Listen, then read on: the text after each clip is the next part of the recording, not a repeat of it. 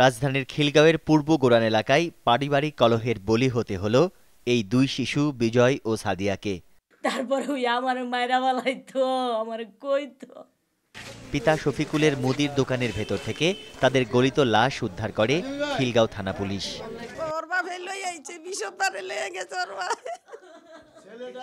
পলাতক স্বামী শফিকুলকে দ্রুত গ্রেফতার করে বিচার দাবি করেছে স্ত্রী বিনা।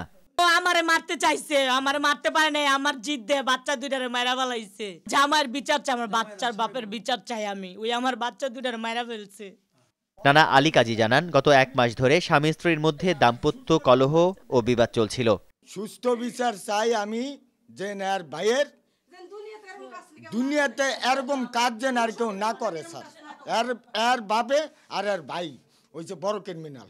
শফিকুলের দোকান থেকে দুর্গন্ধ ছড়িয়ে পড়লে স্থানীয়রা পুলিশকে খবর দেয়। পরে দোকানের তালা ভেঙে উদ্ধার করা হয় গলিত মৃতদেহ। তাদের কয়েকদিন আগে হত্যা করা হয়েছে বলে ধারণা পুলিশের। স্বামী স্ত্রীর মধ্যে দীর্ঘদিন যাবৎ তাদের ঝগড়া বিবাদ এবং দ্বন্দ্ব ছিল। স্থানীয় লোকদের সেখানে নিয়ে মুদির দোকানটা ভেঙে তালা ভেঙে দুটো লাশ আমরা উদ্ধার করি। ময়না তদন্তের জন্য লাশ দুটি ঢাকা মেডিকেল কলেজ হাসপাতালে নেওয়া হয়েছে। তানভীর খন্দকার, 21 টেলিভিশন, ঢাকা।